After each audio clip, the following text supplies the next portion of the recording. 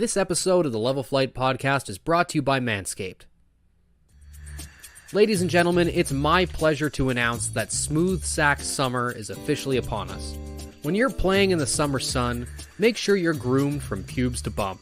Thanks to our friends at Manscaped, you can make this season your smoothest yet. The Performance Package 5.0 Ultra is the ultimate bundle to keep your boys downstairs cool while looking hot. Join the 10 million men worldwide who trust Manscaped with our exclusive offer. Get 20% off and free shipping when you go to manscaped.com and use code THPN. Summertime and trimming is easy.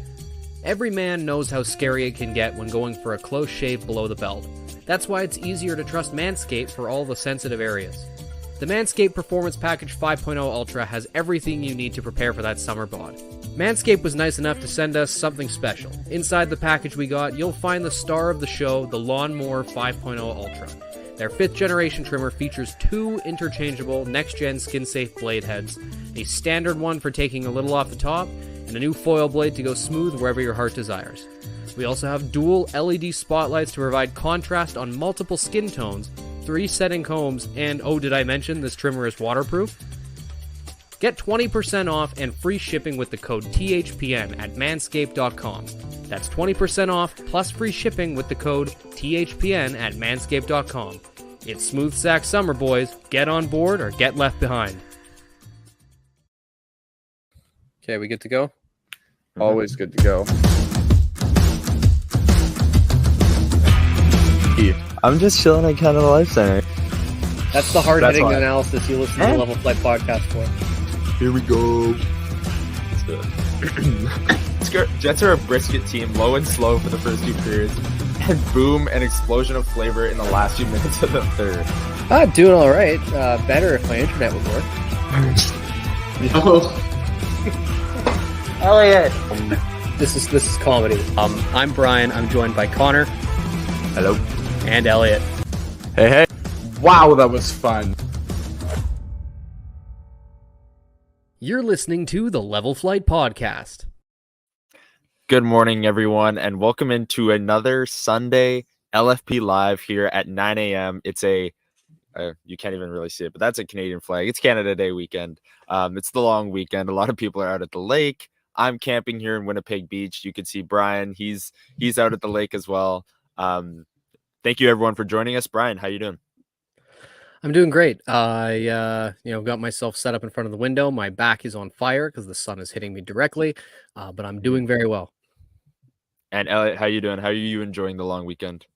I'm good. I'm doing the opposite thing of what everybody else is doing. I've been working, so yeah, a little bit of the opposite. I'm a little sore, but I get my day off, so I'll take that. There you go. Matt with an early good morning. This is 8:38 a.m. for those who are tracking at home. Jay Miller, Lucky Whitehead, looks to be back in the fold. Maybe we'll get to the Bombers later on. Oh God, I think we should. But I think we should. And then Matt kind of stumped me with these comments. He looked pretty pumped to be drafted by the Jets, and then he made history. And I was like, "Who's he talking about?" And I was like, "That's pretty good." He's talking about Kevin He, who we will talk about later on in the episode as well. Doug, good morning. Doug, good morning. Winnipeg Chasker, good morning. Double Doug in the chat. Cheers from Grand Beach. You love to see that. Cheers from Winnipeg Beach. Thank you, everyone, for joining us. We got a lot to get to today. There was the NHL Draft on Friday. I was promised a chaotic week in the NHL, and it wasn't chaotic until day 2 of the NHL Draft when all the trades happened. So we're going to talk about day 1, day 2 of the draft. The fact that the Jets didn't make any trades, I think that's very notable. Maybe the most notable thing that happened is that nothing happened for the Jets. And then maybe a slight free agency preview as it gets going tomorrow. And the Jets might not be big players. I think they only have $8 million in cap space after the DeMello deal. A lot of their UFAs look to be testing the market, but a lot to get to. Brian and Elliot, I want to start with the draft and getting through the first round without a trade for the Jets. And then we can get into day 2 and the picks that they actually made. But were you shocked that we got through the first round and there was no trade? Brian, I'll start with you. Yeah, I mean, it felt like there was so much buzz going into this about, the Jets either trading into the first round or moving off picks, whatever. It it felt as if something was bound to happen until it didn't, right? So Mhm. you get into the 20s and I'm like, "Oh, maybe they don't move in here." And then you hit 25 and you're like, "I don't think this is happening." And then next thing you know it, their first round was over, right? So I was anticipating one, if not both, moving. I was not expecting neither to get to a point where they weren't going to be, shipped out in any way. I agree. Elliot, what was your reaction when we hit the end of the night on night one and they were both McGroarty and Ehlers were still Jets? Well, I think the biggest thing was in his before draft presser. I don't Yes. know I'm who glad you asked brought this him. up. Was It was it Murat. Was it Yeah. Murat that asked him about? Yeah. Murat asked him if he was going to be moving into the first round, and he was very adamant. He didn't say it was with using Rutger, that second round pick, or with Nikolai Ehlers, but he said Mhm. we are going to be looking to get into the first round.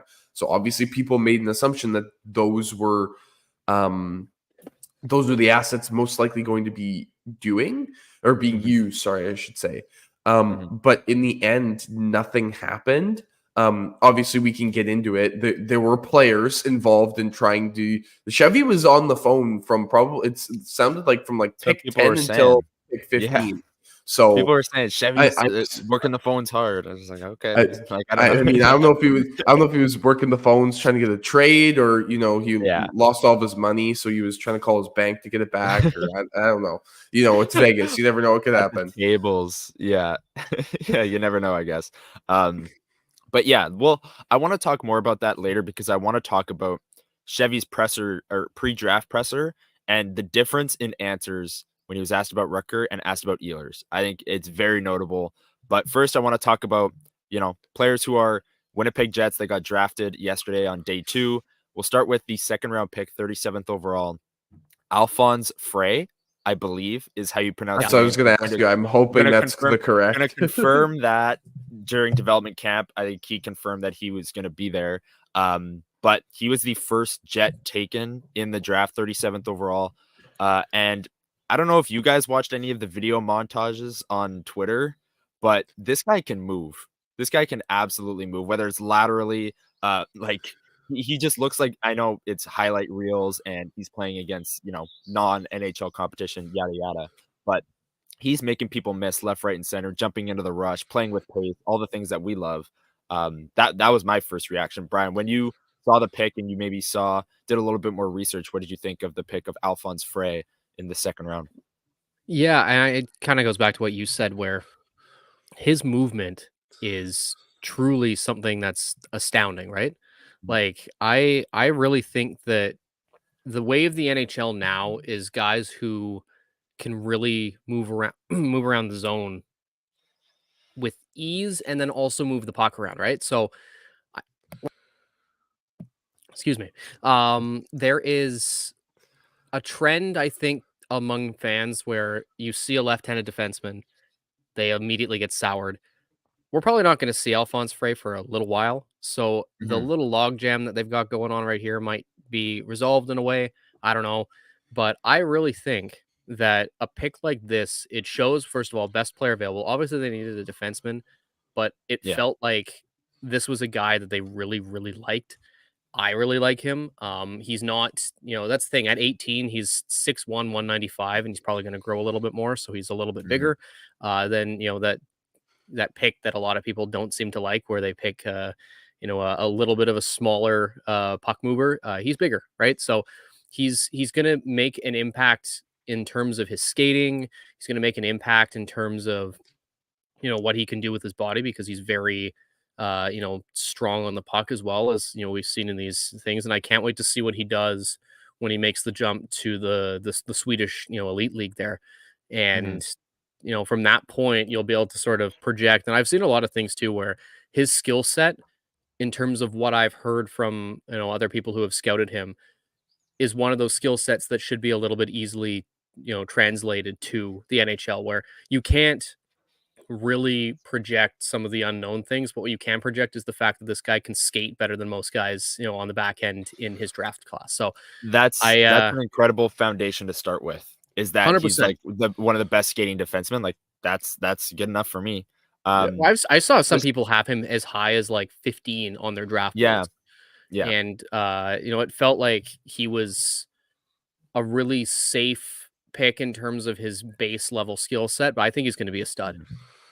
Yeah, and I just before we get Elliot's thoughts, I want to address this. He's a left-hand shot, but Scott Billick tweeted out that he sometimes plays the right side. Well, it sounds like he mainly plays the right. As far as I know, he mainly plays the right side. Yeah, that's what I saw most of, was that he mainly plays yeah. the right side. So I think that's why the Jets were a little bit more reluctant to take a left-handed D, because he is more comfortable on that right-hand side. And also, like, it's tough to project, oh, they needed a righty, oh, they needed a lefty, because as Brian said, Alphonse might not make an impact in the NHL for 3-4 years. At that point, Josh Morrissey's 33. So maybe you do need another left-hand defenseman, right? Like, it's tough to say, like, oh, they need a right-hand defenseman right now, so they need to take a right-hand defenseman. It's like, no, it's 3 years from now. He's not making an impact on next year's Jets team. So, but I do think it does matter in the sense that they have Dylan Sandberg, they have Ville Heinola, they have Josh Morrissey, who will still be elite even when he's 33. But what him being able to play both sides and having that right hand side kind of experience is a big plus. Elliot, what did you think when you kind of dove into the pick a little bit more? I really like what the Jets have done here. Obviously, you guys talked about his skating. My only concern, obviously, and this will come as he ages and gets more experience, but obviously something I saw that seemed to be a red flag for some people, was obviously he's a great skater, but it seems to be that obviously with his age and his experience, he skates himself into trouble sometimes, right? Because he's trying to make a play when really he shouldn't be. But realistically, right, that comes with experience. You learn from stuff like that as you get older.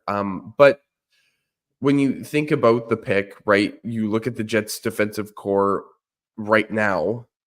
What do they have? Like technically 2, maybe 3 puck movers on their roster currently, right?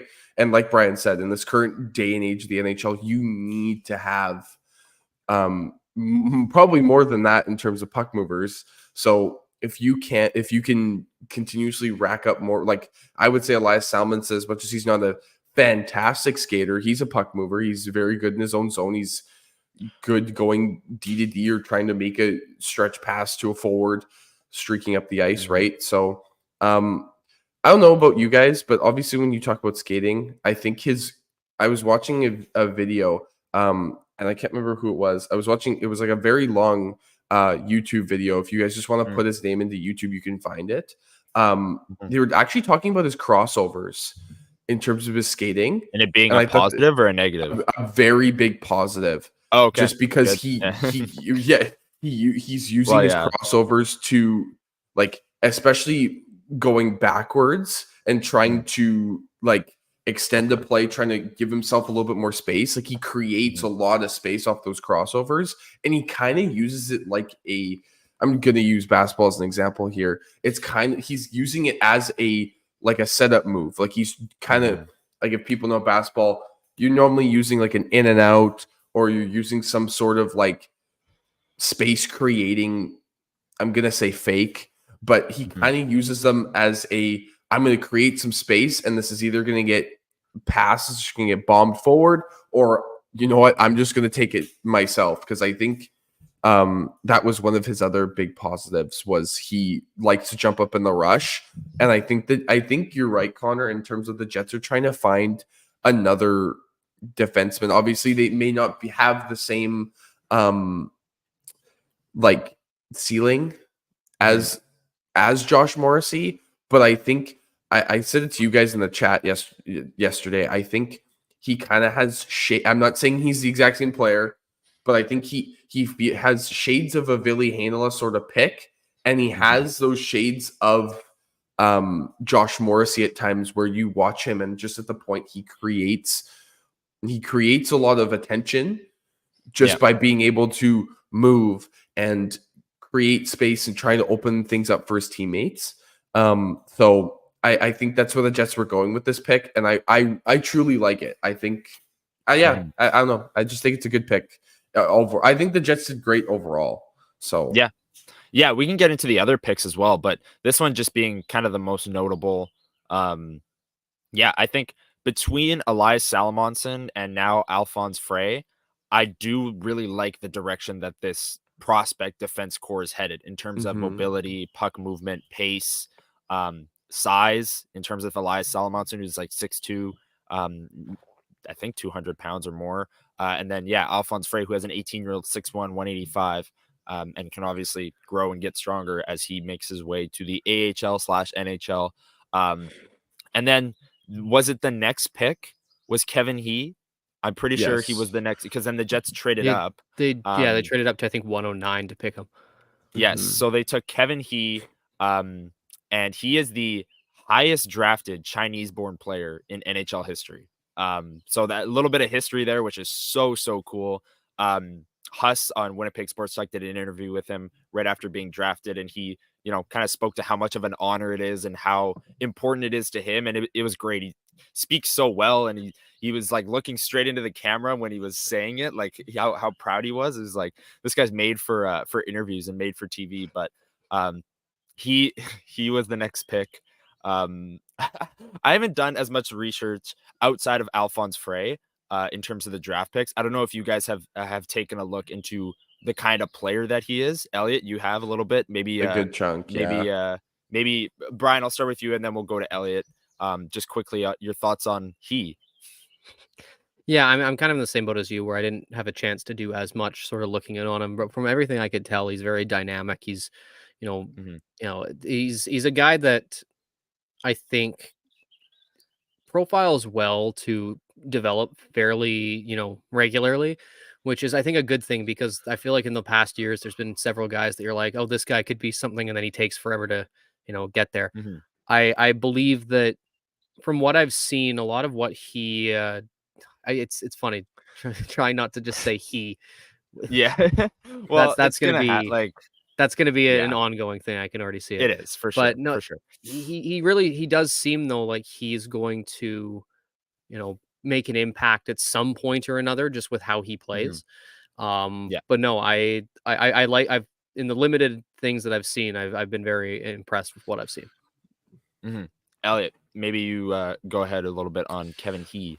Obviously, as the chat has kind of mentioned, he's friends with Colby Barlow, so that's a plus in terms of Jets organization. But I think what is different between these two players is one both of them have goal scoring touches, but one of them is a little bit more physical, plays more physical than the other one. Obviously, we know Colby Barlow is very good shooter. That's kind of what he claims his fame on, and that's kind of where it ends for him as a prospect right now. Kevin, I think the reason why the Jets picked Kevin He was because he has a goal scoring touch, but it's just ongoing. I love it. Yeah. I love it. No, it's great. The difference though is Kevin is a much more physical player. He likes playing in the corners. He's really good at winning puck battles. And I think that's something that the Jets tried to target in terms of a goal scorer, because you look at their current top goal scorer in Kyle Connor, and he does not like to play in the corners. And he's not too physical very much. And he's kind of like a Barlow in that sense, where he wants to shy away. He wants to he doesn't like contact. He doesn't really, that sort of thing. I think Kevin is much different in terms of he's going to be in on the forecheck. He's going to be like, he's a workhorse, right? I think. Yeah. And go ahead. Just further to that, like I just searched up his name on Twitter just to see what other people are saying. And Mitchell Brown, he does articles on EP Ringside Prospects. He does these player cards, but outside of the player cards, just as a description of who he is as a player,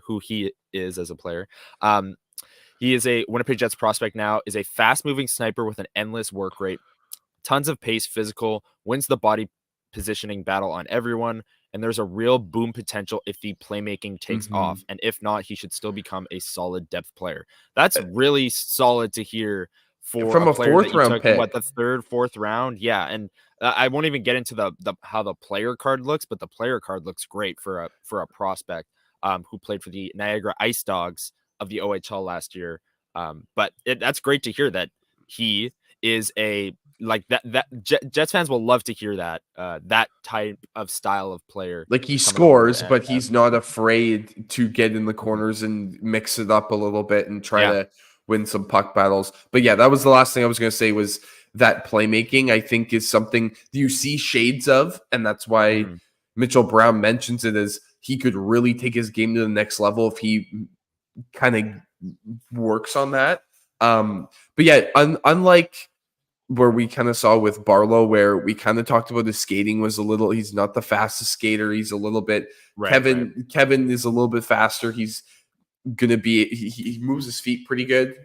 So I like Mitchell Brown said, I think Kevin He could have some really I think the difference between a typical boom bust prospect is right. A boom bust prospect is either they're going to be a top 6 forward or they're nothing. I think with Kevin He, you're either getting as a floor a bottom 6 goal scorer, or you could have another top 6 winger on your hands if he takes that playmaking and he gets even a little bit stronger and that sort of thing, right? So if we continue to see that development, he could be more for the Jets. But I think as a 4th round pick, his safe floor being a bottom 6 goal scorer, I just think a bottom 6 goal scorer at all for the Jets is just good to have in your prospect pool, because when was the last time we've had... if a 4th round pick turns out to have any impact at the NHL level, it's a win. Let's be honest about 4th round picks don't make an NHL impact most of the time, right? Never mind the fact that there's the potential for a boom pick if the playmaking takes off a little bit. There's so many great pun potential with Kevin He. The Jets Twitter was already kind of throwing some out there, but I mean, yeah, he shoots, he scores. That's money. Anything around that is very, very interesting. The Jets then selected Marcus Lopinen, a 5'11", that was their last pick, I believe, but he's a 5'11" Finnish center. Or no, that was their second last pick. Then they selected Kieran Walton, a 6'5", 203-pound forward who plays with Sudbury in the OHL, 18 goals and 43 points in 65 games last season. So it's Alphonse Frey, Kevin He, Marcus Lopinen, and Kieran Walton. I don't know if all those names are correct. You gotta, we'll wait for Dev Camp and then make sure on all the names. But sounds correct. The draft class as a whole, Brian, I'll start with you. How did you think they did, given the fact that no 1st round pick, no 3rd round pick? They traded up in the 4th round to select Kevin He. It's again one of the smallest draft classes the Jets have ever come away with in their time since moving back here. Maybe it is the smallest in terms of total volume of players, but how did you think they did value-wise as an entire draft class? No, I definitely think it was a quality over quantity situation where they knew that they didn't have a lot of picks that they could spend on that chance of maybe this guy's going to be something. We'll take him later because we have 2 6th round picks or something that we acquired in a trade, right? They had 4, and they used them very well. And I truly think that is something in terms of I really like, and I know we didn't really touch on them too much, but I did some looking into Kieran Walton because I saw his name around a bunch, and a lot of comparisons just because he's a big guy drawn to Tage Thompson, and apparently that's his favorite player.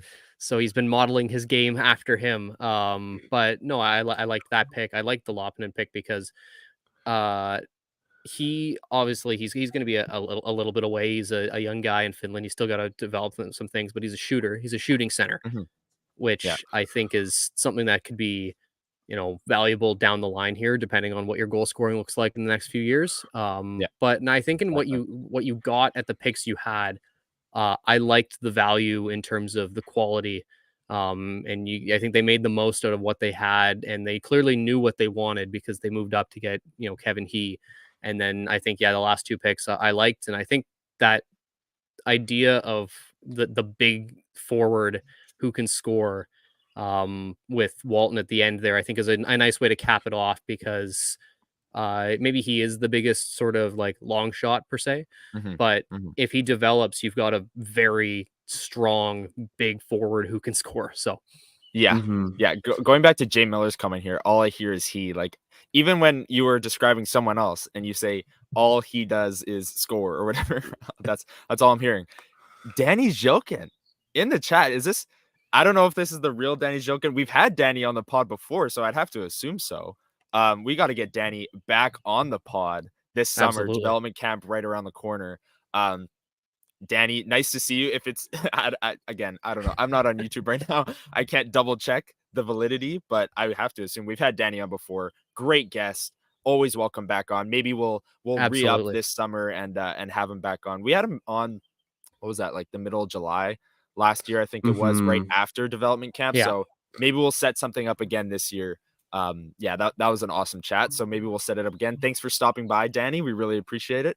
And yeah, I agree with this. They did as good as they could. There's not as many picks, so you're not going to come away with the raw quantity of. See, it is the real Danny Jokin. See you at camp. There you go. I'll see you at camp as well, Danny. Well, I think all three of us will be there. yeah, And we'll have to chat. We'll set something up in the next couple weeks. Yeah, I'm excited for camp. It's gonna be fun.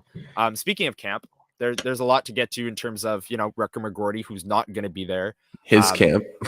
his camp, but development camp in general, there's going to be a lot of great prospects there outside of Rucker McGorty. Super fired up to watch, especially this new class as well. And really learn. Like, I didn't research as much as I would have liked on Kevin He, Lopinen, and Walton. So to see them live in action, that'll be really great. And then Alphonse Frey as well. Just see his movement as a defenseman who is a smooth skater, just based on the limited research that I've done. He will be at camp. He will be at camp. So will Danny Jokin. We're super fired up. It's gonna be a blast. It's the last hockey thing until training camp. So you got to cherish every moment of hockey before the dog days of July and August when there's nothing to talk it's gonna be about. tough. David Yeah. Justice, the dog days. The dog days. Anyways, Don't make a reference to Moneyball because I will re-up it. yeah, exactly. The Moneyball references are great. Anyways, I want to talk about Rucker McGorty and Nikolai Ehlers. Kevin Cheveldayoff had the comments at the draft where Murat Atesh, friend of the program, we've had him on many times, asked Kevin Cheveldayoff about Rucker McGorty and if there was any update he could provide us. Kevin Cheveldayoff kept it very brief, which is unlike him. He's usually, a man of many words, but he kept it very short and just basically said, Rutger is a prospect within our organization right now, and that's where that is. I think that was the quote. And then Murat followed up and said, okay, you have another player who's been in rumors and has 1 year left on his deal, Nikolai Ehlers. Anything about him? And he went on for a minute. Nikolai Ehlers is such a big part of this organization. He's a big plan of what we have going forward. Just that, like, minute and a half of the presser, I think, was the most telling because he asked about Rutger, quick 10-second answer, asked about Ehlers, 1 minute, big plan going forward, all this stuff.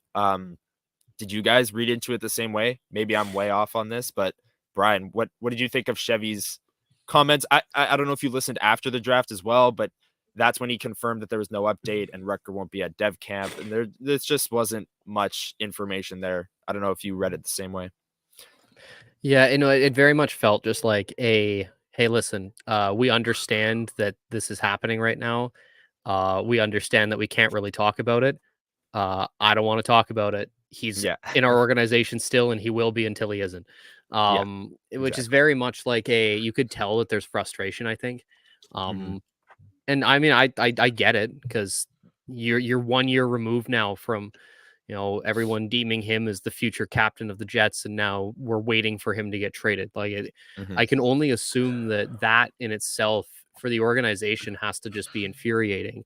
But I also wonder if this is a look inward moment for them, and maybe that's also something that's frustrating for them, and like maybe they could have prevented this, and that's why I'm also interested with what he said with Ehlers, where it felt very authentic and very like, hey, listen, we don't want to lose this guy. He's good. And we don't know what's going on behind closed doors. we don't know if, Scott Arniel has had multiple sit down chats with Nikolai Ehlers to be like, hey, listen, here's how you're involved in the future of this team. Think about that, and maybe you'll sign an extension. Well, I'm But glad you brought up Arniel because he had the quote that was like, "I want him, I need him," or whatever. Like I know. Yeah. everyone's making a meme out of Meme it because it was so, potential. like, yeah, it was so like short and to the point, but that aligns with what Chevy said.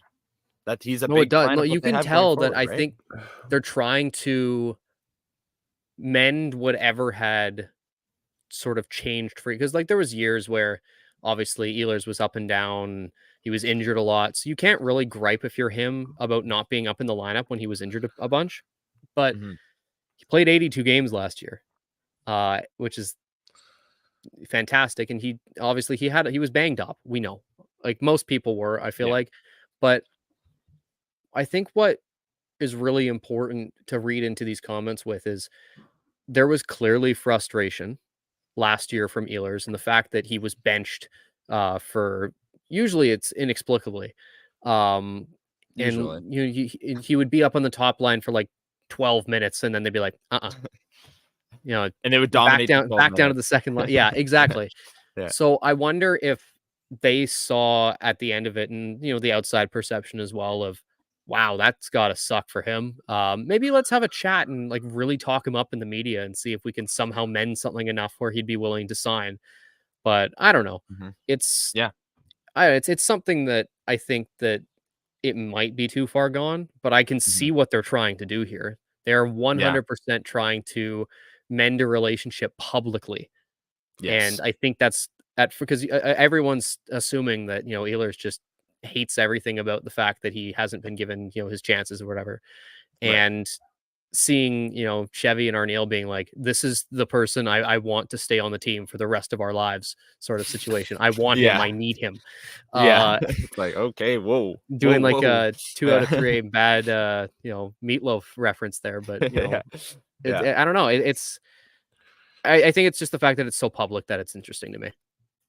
Yeah, and it could also, like, the flip side of that argument could be, well, everyone kind of knows he's either 1 year left, maybe available for a trade. Maybe they're just pumping his tires to up the price publicly, or they're publicly That's the trying other to, side of the coin, though, repair. right? Right, exactly. Or they're publicly trying to mend the relationship, which I think is more likely your side of it.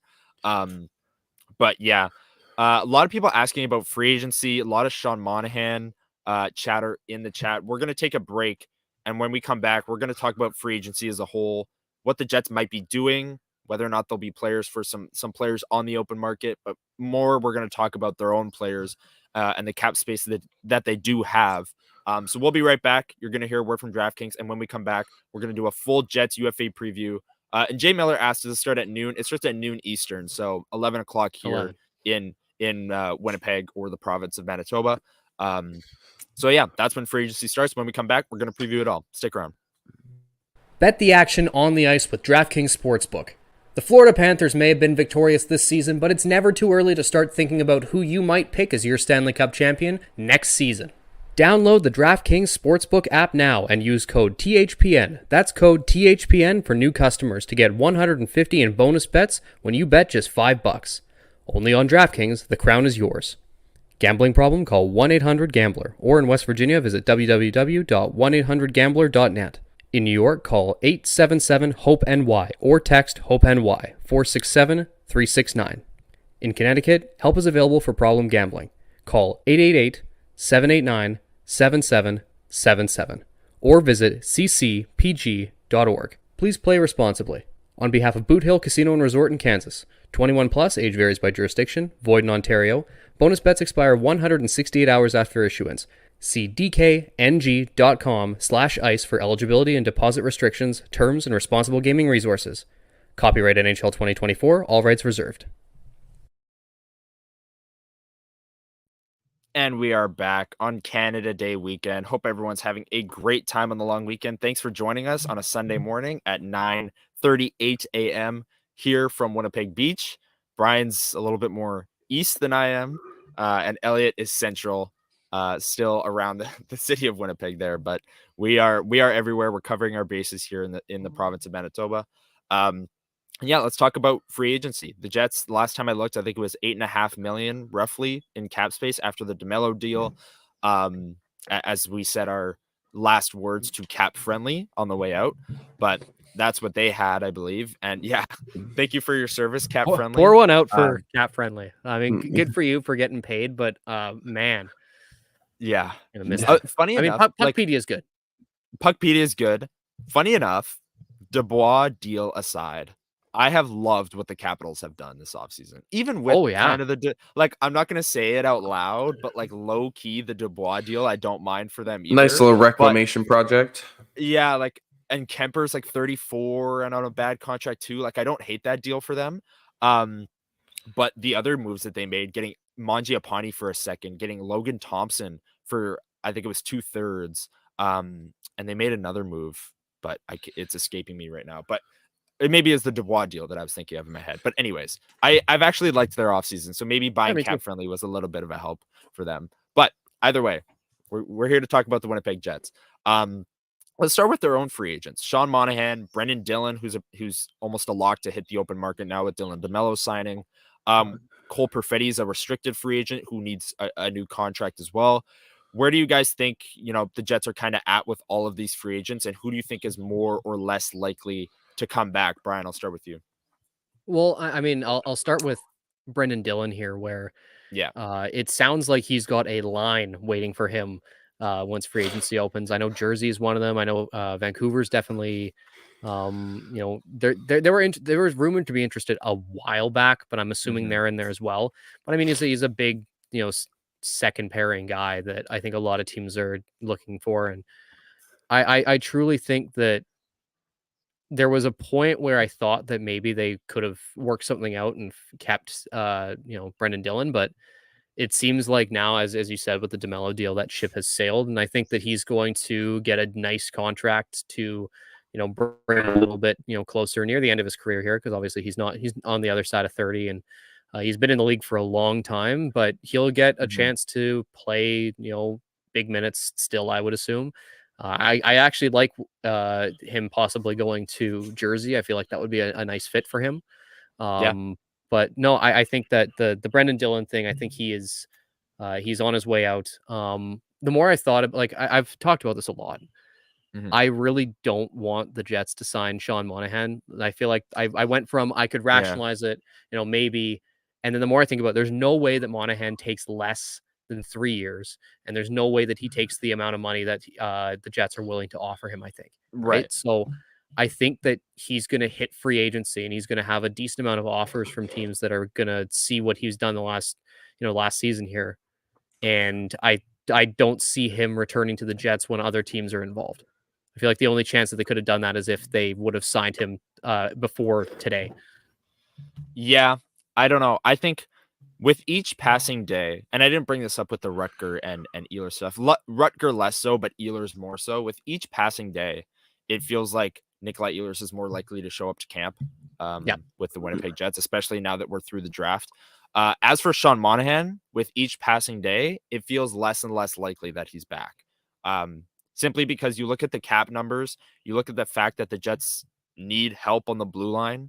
Like right now, it's Morsi DeMello, Samberg, Pionk, Stanley, who needs a contract, Schmidt, who might get bought out, Ville Heinola, who needs a contract. Like, there's a lot to figure out here. And again, there's been a lot to figure out here within the Jets, just roster makeup in general for a long time. And we're just like not going. Like for a few weeks, it was like Ehlers, and it's like, oh my goodness, now it's Rutger. And then now it's everyone. It's free agency, it's trades, it's everything. You gotta, this roster needs to come into shape. And how much of this is what I'm going to ask Elliot, how much of that $8.75 million that the Jets do have goes to Cole Perfetti? I think all along we've known that it's going to be a bridge deal or something along the lines of that. So what do you think maybe a 2-year deal looks like for Cole Perfetti in terms of the money to make it work? I think it's at least half. I think that's what he's going to command. High. You think that's high? You think if it's a 2-year bridge deal, it's 3? I was thinking 4.5 at least. 4 could be 4. But we also have to take into consideration that yes, it's a bridge deal, so it should be a cheaper contract. But we also have to take into consideration about Same thing with Ehlers. How does Cole Perfetti feel about how his minutes were distributed last year? And sure, maybe you can kind of get away with that and say, oh, you know, we were trying to ease you in and blah, blah, blah, like that sort of thing. You can kind of do that. But even if I'm Cole Perfetti, I would think about, okay, well, do I really want to come back to this team? Like, do I really want to, like, unless I'm getting paid here, right? So I think that's what drives up the price at least a little bit. But I don't know. With today's cap numbers and, you know, player demands varying by so much, it's excuse me. It's just it's weird. Yeah, no, it's Perfetti's an interesting case because he probably would have made more if he stayed in the lineup and played in the playoffs. Like if he played in the playoffs and say, or less, honestly, like there's two sides to that coin. If he stays in the lineup the whole time, never gets over the hump that he was on that 22, 23 game goal drought, and carries that into the playoffs while it in like a top 6 role at the time, if they don't acquire it to fully, like there's a lot of what ifs there, but it's a really interesting case. But I think we're looking at 3.5 for 2 years, as David and Doug said in the chat. Good morning, Dallas. Thank you for joining us. And then Matt brought up they won't give him more than Velarde. I think this is why I think it'll be 3.5 and not 4. Maybe they'll give him like the same amount or just a little bit more. But yeah, I can't see them. Like Velarde was coming off a similar year where he kind of had a breakout, but was hurt in and out of the lineup. Wanted a bridge deal, went 3.5. I think Perfetti's in the exact same spot, and he'll go 2 years, 3.5 as well. Which leaves the Jets with what? If it's 8 3/4, 3.5, they're down to like 5 and a bit, 6 and a bit with Monahan, Dillon, Hanela, Stanley, all these defensemen. You need the back end to be filled out. Where do you think?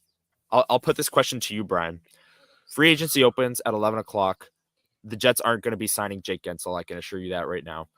But what do you think that there's maybe an opportunity for a Colin Miller like defenseman to be brought in, where it's maybe not Colin Miller himself, maybe it is, but a defenseman that's maybe a 3-year deal at $2 million, $3 million, that's simply going to play on the third pairing next season. I think it's a big if whether or not Nate Schmidt gets bought out and he's on the third pairing. But where do you think the Jets are at heading into free agency outside of their own free agents themselves? I don't know. It's weird. I feel like this year everything's been so wrapped up in, you know, the trade talk that there's been really no discussions as to who they might be targeting. I feel like in years past you've had, oh, such and such is connected to the Jets this way and whatever. To be honest with you, I haven't heard a thing about who the Jets might be interested in bringing in aside from their own guys.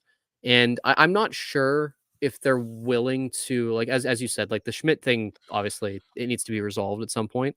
Yeah. I would not be shocked if they don't bring in a guy on the defensive group. Like, I feel like the only way that things move around is if they bring in a guy who can play higher up. But as we've seen in the past, they're okay with rotating that last spot, right? Yeah. And I think that's what they would rather do, rather than trying to bring in a guy and then, you know, clearly they still, at some point, they've decided that they still want to give Logan Stanley that shot. He played fairly, you know, deep into the playoff, you know, that first round. Then they finally just said, it's not working. But yeah, if they re-sign him, I'm assuming they're going to give him the chance at that spot again, right? Yeah. So, yeah, I think that you're looking at something, if they're not going big, and then perfect, like Pesci or you know Matt Waugh or Roy, I don't know. Who's to say, really? ROY 3-letter word in hockey is a myth. But anyways, I don't think there are two better targets than Pesci or Roy on the blue line. And Matt Waugh from the Kings, yeah, like that's further to your point where they would be bringing someone in to be in the top 4. Like Roy's projected contract is 5 years, $6 million. So that's not a depth guy. That's someone who's going to play in your top 4, play next to Josh Morrissey potentially for the next couple of years. And I think I like it a lot better than too that you have Sandberg, DeMello on the second pairing, and then you've got someone pee on. I think the Jets are in a great spot if somehow, some way, Sandberg DeMello is a second pair next year as like a pure shutdown pairing, and then you find someone else to play with Morrissey. Yes, DeMello's had great chemistry up there, but I think it's just best if that depth kind of comes to fruition. Matt asking, is Anthony Stolarz a possibility for Helly's backup? I think Stolarz and Brossoit are the two backup goalies that are actually going to be able to go and get maybe like not starter money, but like 1A, One of them 1B is ending money. up at the Leafs. One of them's on the Leafs. I think it's going to be Brossoit. Maybe the other on Leafs. Boston. Yeah. Because let's be real, Jeremy Swayman has not started enough games for them to, I think, be like, is this the guy? Like, obviously, we know that he's good. Right. And they just traded Ullmark because I think they realized that the full, tandem idea of what they've done, I think that's it. So they did just trade for Korpisalo, but like, I don't know. He just doesn't seem like the guy that they're going to roll with unless they decide to go with Swayman for, 50 some odd games. Yeah, but then I don't know. They'll be paying Swayman soon, or have they paid him? I'm not sure. Korpisalo, they're paying like 3/4 of that contract. Good on Ottawa for getting out of that deal. Good on Ottawa. Yeah, I loved that deal for them. Yes, they retained 25% of a bad contract, and like that'll stay on their cap. But now they have a legit 1A goaltender in terms of Linus Ullmark, so that'll be fun to watch. Here, I'm just gonna roll through the chat here. I don't know who's this Line that you speak of. No, do we want to talk about it? Do we want to talk about I mean, it? there's not really much to talk about. A little while ago. Mike on Winnipeg Sports Talk brought up the fact that he has it on good authority that Line still holds Winnipeg in high regard. Everyone freaked out, saying like bring him home or whatever. And Huss like echoed it. He was like, I do too. So clearly they're hearing that story from the same person, I guess. Same source. Like same sources. But like there's like Columbus and Rutger are a natural fit given they have Fantilli and Brinley. And those three made up like the best line in Michigan's hockey in a long time. Not this last year, but the year before. So they might be a player for Rutger. Liney's contract is not ideal, but there could be some retention there. Someone brought up, in analytics, we trust Laine for Rutger and Schmidt to make the money work a little bit. Like, do you think there's anything to this? Let's just get it out of the way. Patrick Laine talk, Brian. Yeah. It was natural that this was going to happen, I think, in terms of as soon as he requested a trade, this is going to happen. I think it'd be funny, actually. Like, if we're just looking at this from a pure comedy standpoint, if Ehlers gets traded and then they bring in his buddy on the way out, it would be comedic, but super dumb. But I think that there is a desire for them to have more just outright goal scoring because it felt like when they needed it most, they couldn't put the puck in the back of the net. And maybe that's why they're considering, the idea of Patrick Laine. I just don't know if it makes sense enough for the Jets to, move assets. And obviously, as you mentioned, like retention is a thing, but we don't know where he's at in his game because like he's struggled a lot in Columbus, and that's mainly because Columbus has just been awful. And he was actually for a bit there, not this last year, but the year before. He actually looked fairly good on both sides of the puck, and that was really nice to see. Center. I don't know about that. Strange. Man. They tried to make him a center. Well, the Jets tried to turn him into a power forward. So, like, what else is everybody? Let this guy stand on the wing and just rip pucks. Like that's just let him be who he's gonna be, man. That's one of my biggest pet peeves is exactly trying to turn players who don't show any like signs of being able to do something. Like not that Laine can't do anything else, but like, what is with teams in all sports trying to make players that show no signs of development in a specific area, trying to push them through to do it. I don't know. It's just, of course, the player's not going to look good because you're making him do something he's not comfortable with or hasn't shown any signs of being able to ever do. Yeah, someone's got to let Laine be Laine. Are the Jets that team? I'm not sure. Darwin keeps asking about Brandon Montour, who is a pending UFA, along with many from the Florida Panthers. That's as their $9 million contract. Shambles, but I think that's too high for the Jets. Yeah, like he's a cream of the crop right defenseman on the UFA market. I think, yes, he would be great as a Winnipeg Jet, and I think he would be great with Josh Morrissey as like a all offense first pair. But I think that contract might be a little bit too high for the Jets to stomach. Yeah. As you saw, I had it up before.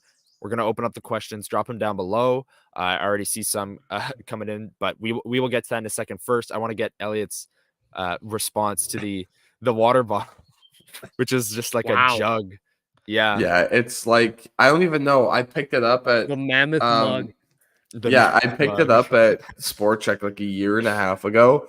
And I tried to figure out how big it is because it doesn't. Actually, it was filled up to here when we started the show, and it's now down to like here. I do drink quite a bit of water, so there you go. It's and you've got just to Elliot needs a bathroom break. yeah. When the ad break comes up, you see him bolt off the screen. Yeah. No. Anyways, drop your questions. Sorry, I was about to say contract because I saw some questions about contracts as we near free agency. But drop your questions below. We'll try and get to as many as we can. It's a beautiful Sunday. We're here outside. You are at least. This, but I don't. I'm inside. It's perfect out here, man. It's such a nice day. I can't wait to, go bathe in the sun later. But let's get to it. Prediction for any movement or action today, if any. If there's one thing I've learned about the Winnipeg Jets is that when movement is predicted, there won't be. So I'm gonna say no. Precisely. And maybe there will be, because if I, like Murat, who's very plugged in, said Rutger would be traded before the draft. Elliot Friedman said the same thing. Well, Rutger's still in the Jets. Same with Nikolai Ehlers, who a lot of people were saying would be traded before the draft or at the draft. And yeah, they're still here. So I'm at the point where out of spite, I'm just saying no. No. That's fair. Like nothing's gonna happen. Well, it's not like we didn't talk about it. Ehlers is gonna be there. Rutger's gonna be there. This is what happens. No. I mean, yeah. I will say we didn't talk about it, but Minnesota and Montreal both called the Jets about Rutger.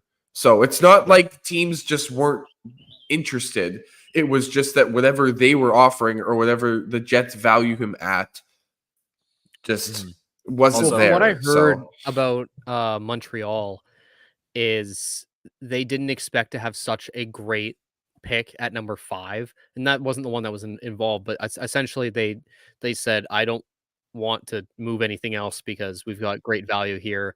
We might as well just roll our own stuff here." And that kind of ended the discussions. I don't think it was for the 5th pick unless it was something more. But when you get such a good pick to start, you can move, something later or choose not to at all because you're building a better draft class. Yeah, I liked the Demidov pick for them. I would have loved it even more if they took Michkov last year, which I think they still should have. Having those two on the same line, or they learned on separate lines, would have been real interesting. And they're both Russians, which means they have a higher chance of coming over than an American in college, which is a fact of the last couple of years. So everyone talks about the Russian fact. U.S. development players. Michkov slid to 7 because he might not come over, and he's coming over earlier than Rutger McGroarty is, who was taken a year before. It's a whole thing. But anyways, let's get on with these questions. Elliot, when does your Sea Bears mailbag start? Matt Hyman is wondering. So I will be making out the post later today. So that will go out asking for people's questions. I'm hoping I didn't want to be, that person that does a mailbag Monday. So I'll probably be releasing it on game day on Wednesday to make it a weekly Wednesday thing, just to give some people some time to get some questions in, that sort of thing. Are they at home on Wednesday? Yes, they are. That's the last of that 5-game. Right, along.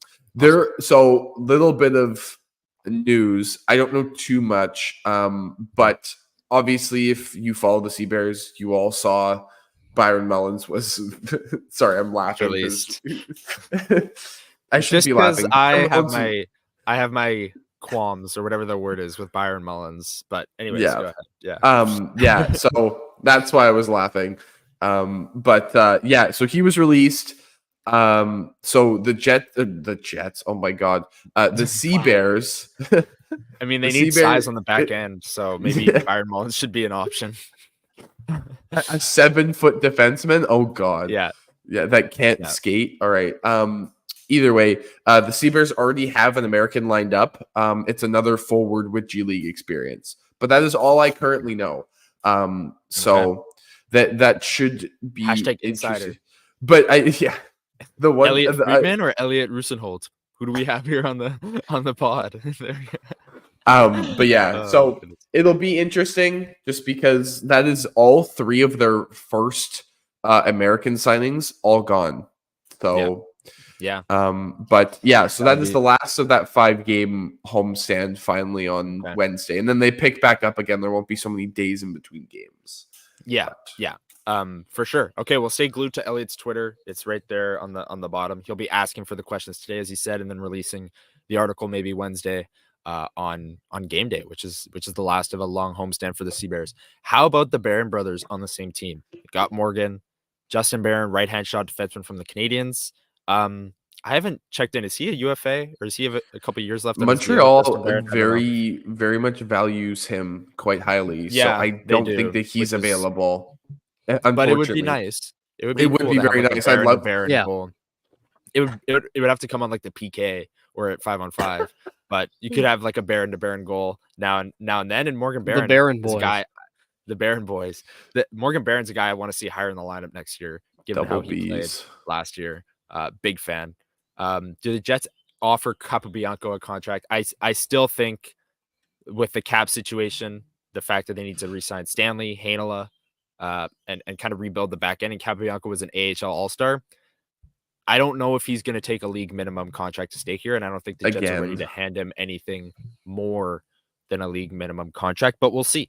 I can see him going to like one a of those- bad team, but the fact To that he get would be able bumped. to play NHL minutes, that's the thing. Like they might offer him something. I don't know if he accepts. Like I think they value him as a depth guy in the organization, and I think that does count for something. But I feel like at some point or another, he's going to probably bet on himself and say, you know what, I appreciate you giving me the chance to play down in the AHL here, but I'm going to try and take my NHL opportunities when I can get them. And I can only assume that there's going to be a team who's going to offer him a contract in which he would get the chance to, play in the NHL. And, that's something that's good for him because I just don't see it happening here. Yeah. Al is asking, how bad will the next Mason Appleton contract be? It all depends on usage. Like if they continue to be used as the top line or the second line in theory, and his points are inflated. I mean, he's great chemistry with Adam Lowry. That line was Winnipeg's most consistent and best line last year, and he was a third of it. Like that is a fact. So I don't think, like, I see a lot of people bringing up Mason Appleton's contract as a potential one to shed in terms of cap savings, but there are way better contracts to potentially move. And quick transition here to Neil Pionk. It's a contract year for him, and I brought this up at the end of last season, the Neil Pionk contract year, because there is a way that he did earn the contract that he's currently on, and that's by having a fantastic contract year. And I think if there is ever a time for Neil Pionk to have a legit bounce back year and play like well in a top 4 role, it's this year. It's a contract year. He's in his prime years. He's had a few down years in a row.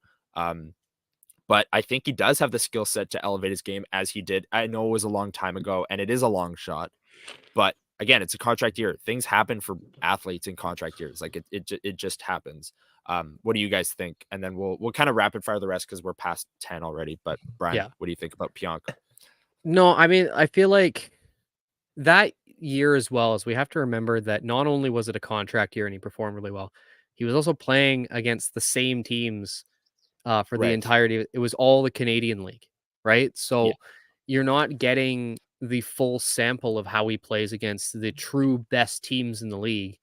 And maybe if they play everyone, he doesn't get that massive deal because, you see, it's magnified, right? Like that was such a weird year that everything was magnified. And there was certain plays that he made that looked, very good. And he was, putting up points. But as we've seen after that, hasn't really changed his game. It's just, it's hurting him more and hurting the team more. So I feel like this is the time where if he elevates the game, great, it's good for the team, but I don't see it happening. Yeah, I agree. We'll see. I think it's something to watch for. Like I said, I think it's not the likely outcome, but I wouldn't be shocked if Neil Pionk has a great year because it is a contract year, heading into unrestricted free agency the next year. Okay, let's rapid fire the rest. AJ, do you think Lambert could come into camp and challenge for the 2C position instead of signing Monahan and blocking prospects? It's a very similar question here. So if they extend Monahan and block Lambert, will the narrative now be that Rutger was right? We kind of did talk about Monahan. You got to tread earlier. lightly here.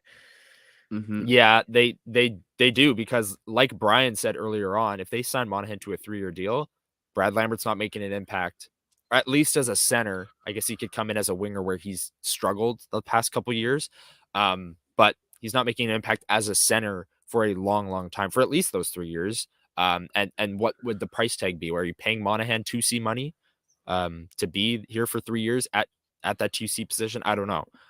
But if they do that, and a lot of people will say that Rutger was already right because of what's happened with Ville Heinola, what's happened with Cole Perfetti, and all those players. So if they do extend Monahan and block Lambert, then they'll just further that narrative that they're not giving youth the opportunity to, win jobs. And yeah, Rutger's a big one. Who do you see as the Jets 2C at the start of the season and at Christmas? This is a great question. I'm going to go start of the season, Vladislav Nemeskov, Christmas, Brad Lambert. That's my answer. I was going to say the exact same thing. I think that's where we're at. Okay. I do think they start the season and like night 1 of the season and maybe the first month with Nemeskov as 2C. He was great in that role last year, honestly. And then I think maybe eventually Brad Lambert wins that role, or maybe Lambert starts in the wing and eventually moves to the middle. I don't know. But there's the 2C, always a question mark in training camp. Yep.